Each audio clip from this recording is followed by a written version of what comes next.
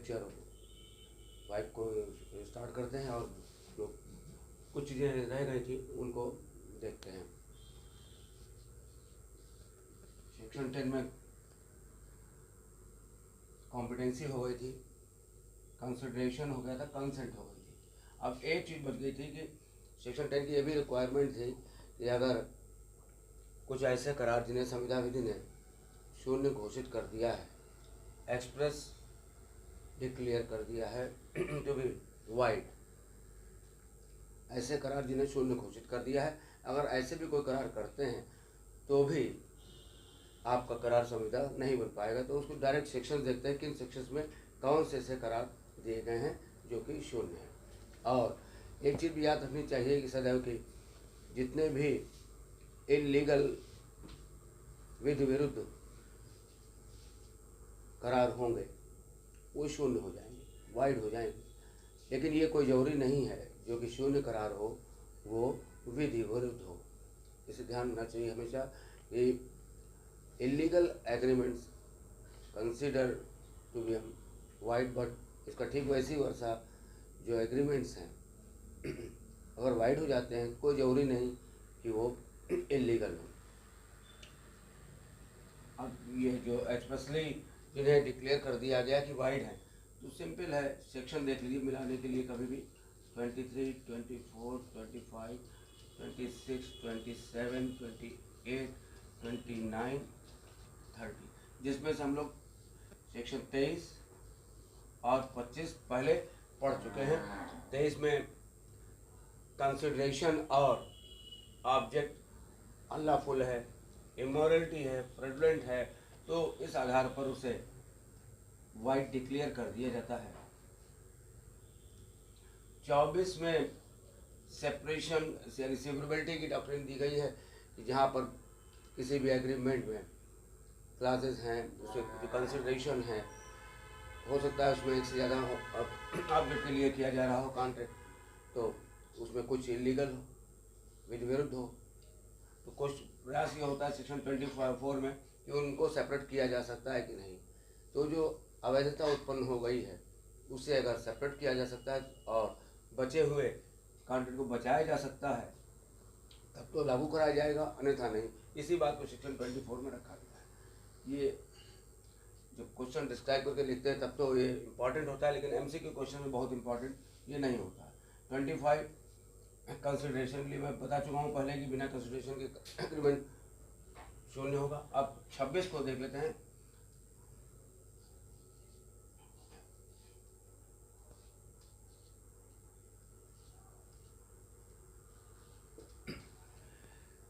छब्बीस में ऐसे एग्रीमेंट दिए हुए जो किसी विवाह को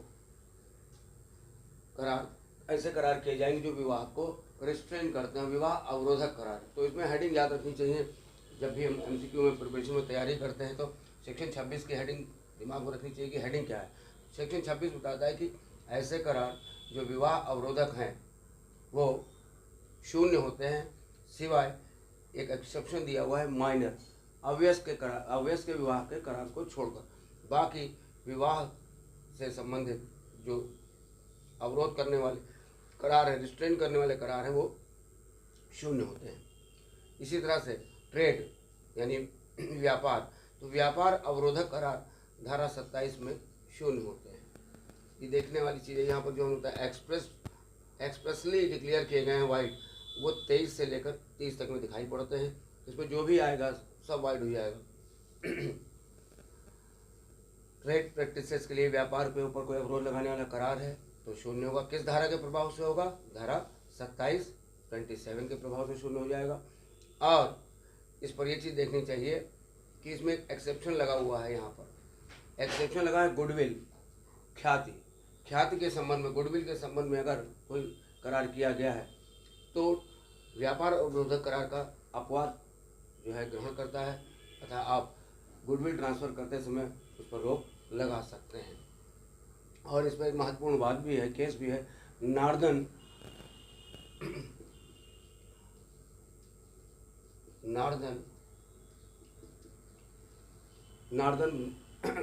फेल्ड गन हाउस का एक बहुत इंपॉर्टेंट केस है, नॉर्दर्न फेल्ड गन हाउस।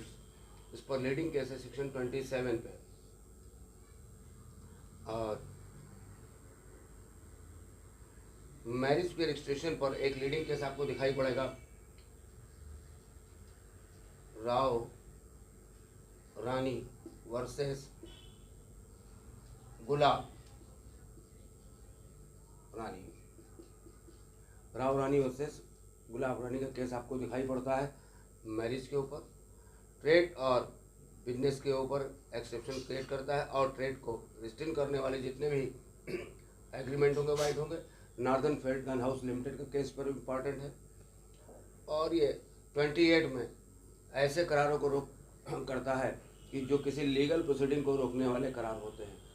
जैसे मैं आपसे कोई एग्रीमेंट करूं, उसके बाद में शर्त रखी जाए कि हमें आप में कोई विवाद होगा तो हम किसी भी न्यायालय में नहीं जाएंगे, सिविल कोर्ट में नहीं जाएंगे। तो इसका मतलब हम अपने दूसरे व्यक्ति को प्रोहिबिटेड कर रहे हैं इस बात से कि वो हमारे खिलाफ लीगल प्रोसीडिंग ना करें। तो ऐसे कोई एग्रीमेंट जो लीगल प्रोसीडिंग को रोकते हैं वो शून्य होते हैं। एक्सेप्शन दिया हुआ है आर्बिट्रेशन यानी मध्यस्थम कार्रवाइयाँ। अगर आर्बिट्रेशन के लिए कोई करार किया गया है तो शून्य नहीं होता है। ये पहले ही हम लोग डिस्कस कर चुके हैं इसे सर्टेनिटी में, सेक्शन 29 में ऐसे करारों के बारे में बात करती है जो कि अनिश्चित हैं या जिनके अर्थ निश्चित नहीं किए जा सकते हैं, ऐसे करार शून्य होते हैं। इसके साथ में कई एग्जाम्पल दिए हुए हैं। जैसे एक व्यक्ति 100 टन तेल खरीदने के लिए एग्रीमेंट करता है, तो कौन सा तेल है, उसकी प्रकृति क्या है, निश्चित न होने के कारण ऐसा करार शून्य हो जाता है, जो धारा 29 में बताया। वेजरिंग कॉन्ट्रैक्ट, जुए की संविधाएं धारा 30 में दी गई हैं। ये इंपॉर्टेंट क्वेश्चन बनता है यहाँ पर कि जुए करार वेजरिंग कॉन्ट्रैक्ट कहाँ पर दिए गए हैं, सेक्शन 30 में दिए गए हैं। दूसरा, इस पर लीडिंग केस है घेरूलाल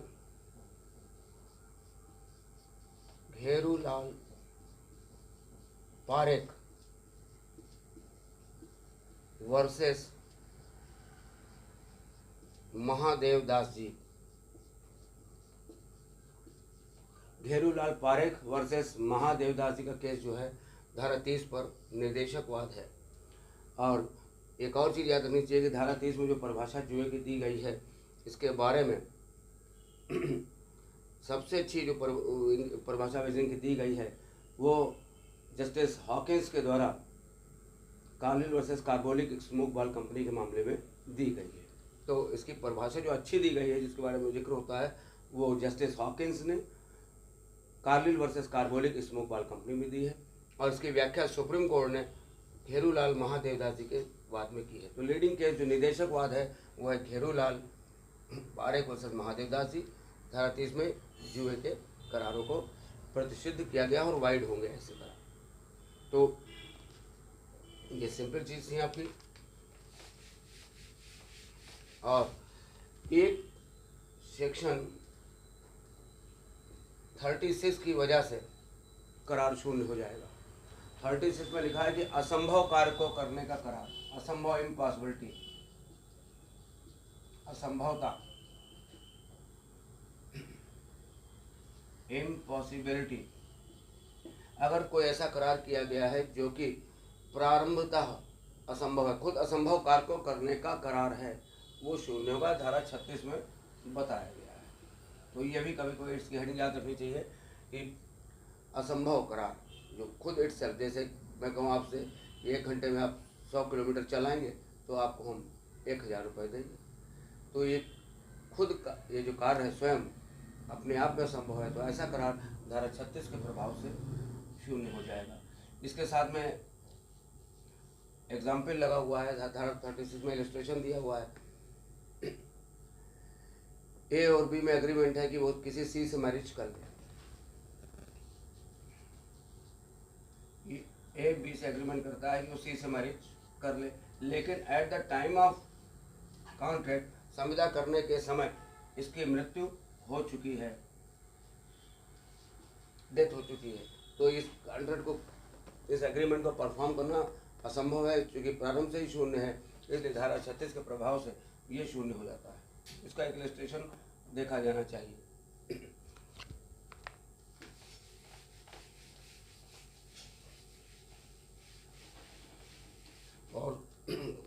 संक्षिप्त में कुछ मिसलेनियस सेक्शंस को देख लेते हैं जो परीक्षा की तरफ से उपयोगी होते हैं।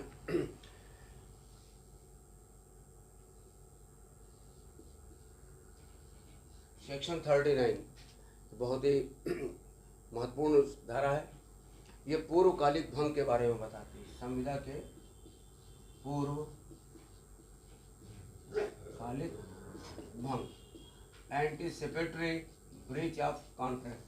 एंटीसिपेटरी ब्रीच ऑफ कॉन्ट्रैक्ट यानी संविदा का पूर्वकालिक भंग किस धारा में बताया गया है? सेक्शन 39। और दूसरी चीज, इस पर प्रमुख वाद कौन सा है? Hochster versus De La 2।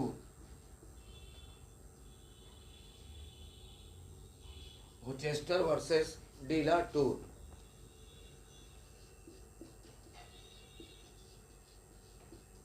Hochster versus De La 2। तो सेक्शन 39 पूर्वकालिक भंग से संबंधित है।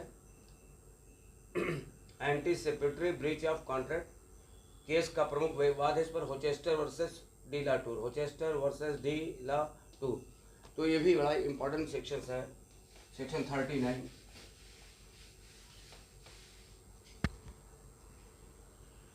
सेक्शन 55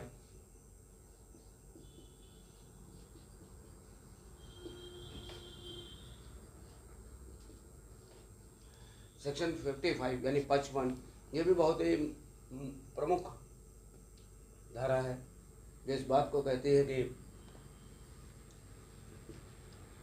टाइम माने समय, सार, समय संविदा का सार है। Time is the essence of contract. किसी भी संविदा में जो समय है परफॉर्मेंस का, वो उसका जिस्ट है, सार है, इसेंशियल है। तो धारा 55 इस बात को बताती है कि समय संविदा का सार है। किस धारा में वर्णित है? धारा 55 में समय संविदा का सार है, धारा 55 में वर्णित है।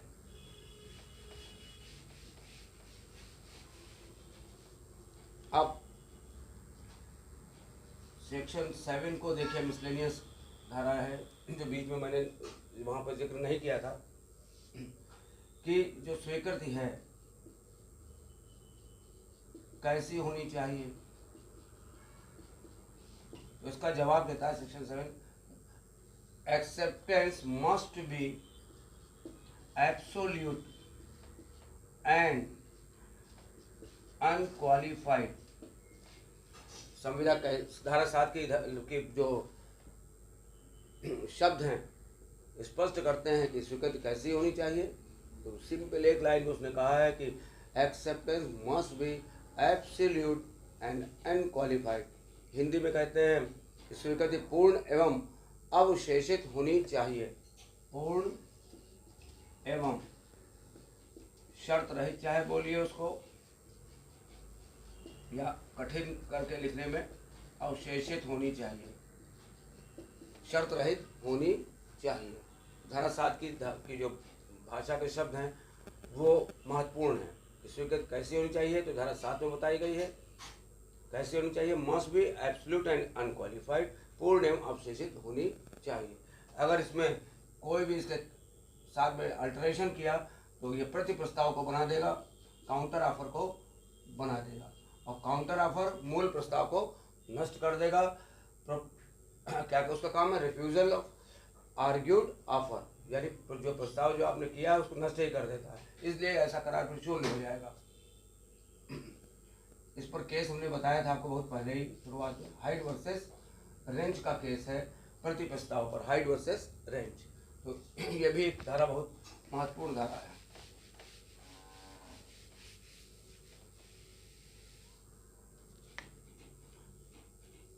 Section 59, section 62। अब 59 को इसलिए याद रखना चाहिए कि इसमें क्लिंटन रूल है। क्लिंटन का रूल है, रूल ऑफ क्लिंटन। और 62 नोवेशन यानी नवीनीकरण है। तो कुछ धाराएँ ऐसी होती हैं जो मिसलेनियस हैं, जब संविदा में तैयारी की जाती है पढ़ने के लिए, तो कुछ प्रिंसिपल्स और कुछ डॉक्ट्रिन्स हैं वो किन्हीं धाराओं में दिखाई पड़ती है। जैसे कि सेक्शन 59 क्लिंटन रूल के बारे में बताता है। कभी कभी पूछा था कि क्लिंटन रूल किस धारा में वर्णित है या 59 में क्या वर्णित है, तो क्लिंटन रूल 59 में वर्णित है। धारा 62 में नोवेशन यानी संविदा का नवीनीकरण है, संविदा का नवीनीकरण यानी नोवेशन है। और एक चीज़ याद रखनी चाहिए कि नोवेशन का मतलब सब्स्टिट्यूशन होता है।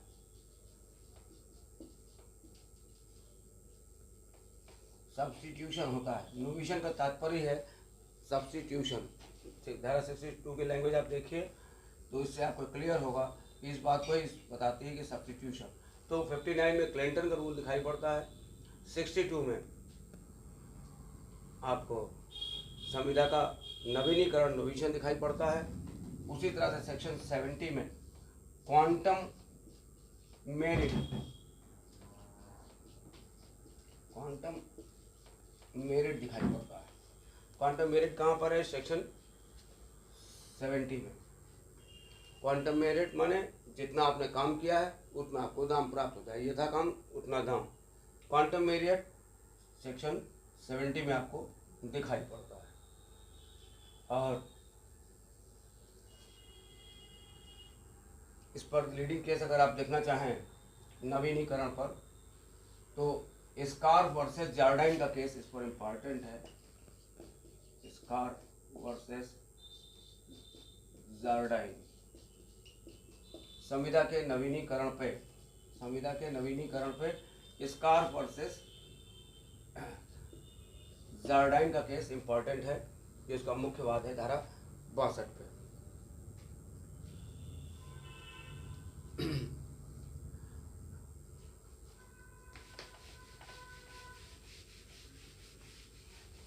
और अंत में दो डॉक्ट्रिन और देख लेते हैं। सेक्शन 56 में, सेक्शन 56 को इसलिए याद रखिए, ये इंडियन कॉन्ट्रैक्ट में असंभवता और या इंग्लिश लॉ में इसे फ्रस्ट्रेशन कहते हैं।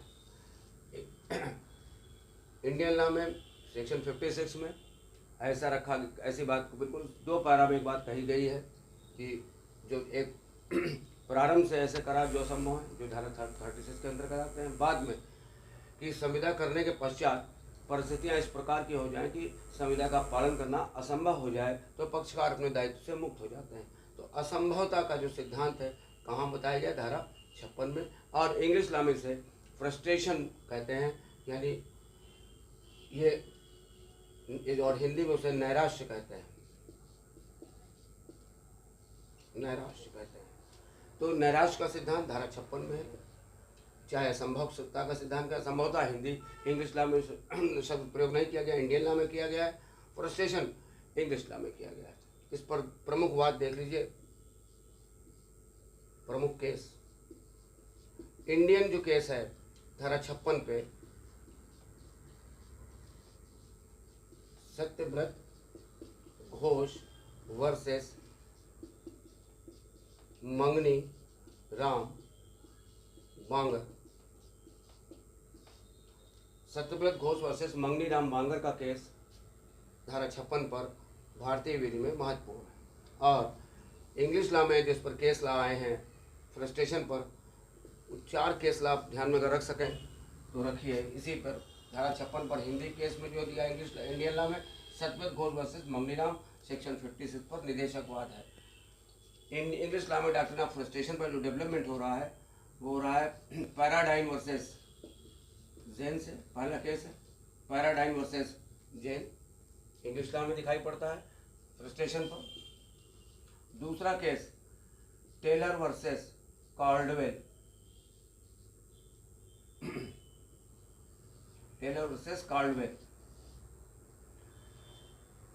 कभी कभी संविदा जिस पर टिकी होती है उसका सब्जेक्ट मैटर यानी विषय वस्तु नष्ट हो जाए तो पक्षकार अपने दायित्व से मुक्त हो जाते हैं टेलर वर्सेस कार्डवेल में बताया गया कि जैसे आपने हाल शादी के लिए बुक कराया है, तो शादी की तिथि पर, विवाह की तिथि पर अगर उससे पहले अगर हाल जलकर खत्म हो जाए, राख हो जाए, तो संविदा की विषय वस्तु है पालन करने के लिए उस हाल।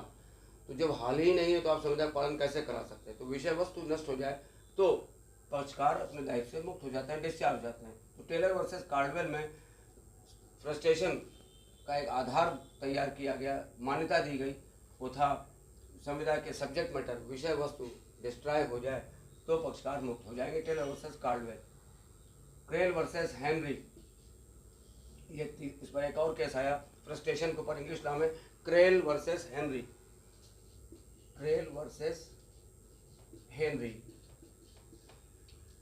इस केस में यह ओपिनियन रखी गई कि कभी कभी ऐसा हो सकता है कि कंटेंट का जो सब्जेक्ट मैटर है वो तो बचा रहे, लेकिन जो उसका ऑब्जेक्टिव है, उद्देश्य है, अगर उद्देश्य नष्ट हो जाए तो तीसरा ग्राउंड बना रहे हैं ये लोग, इंग्लिश नाम है नैराश्य का, यानी फ्रस्ट्रेशन का, कि जहाँ संविदा के विषय वस्तु है लेकिन उसका उद्देश्य नष्ट हो गया है, ऑब्जेक्टिव नष्ट हो गया है, तो भी पक्षकार अपने दायित्व से मुक्त हो जाएंगे। तो ये सेक्शन 56 इंडियन लॉ में प्लस फ्रस्ट्रेशन के संबंध में केस देखे जा सकते हैं। अंत में सेक्शन 73, ये सिंपल सेक्शंस है लेकिन संविदाविद के लिए बहुत ही महत्वपूर्ण है। ये संविदा भंग होने पर संबंधित है। उसमें आपको एक चीज याद रखनी चाहिए, इस पर जो केस ला है Hadley versus Baxendale. Hadley versus Baxendale, Hadley versus Baxendale का केस तो प्रमुख है। धारा 73 पर संविदा भंग की दशा में ये डैमेजेस किस प्रकार की बताए देते हैं, इस केस में कहा गया या तो जनरल डैमेजेस या स्पेशल डैमेजेस। इस केस में स्पष्ट किया गया कि जो क्षतिपूर्ति की जाएगी, जो डैमेजेस है उसकी शक्ल क्या होगी, तो सामान्य नुकसानी या विशिष्ट, इसके संबंध में बताया गया। तो सेक्शन 73 से संबंधित case Hadley versus Baxendale and general damages and special damage की बात करता है। तो यहाँ पर आप इसको देखिए, एक बार दोहराइए। नेक्स्ट लेक्चर में फिर इसके आगे के जो सेक्शंस हैं स्पेसिफिक कॉन्ट्रैक्ट के वो डिस्कस किए जाएंगे।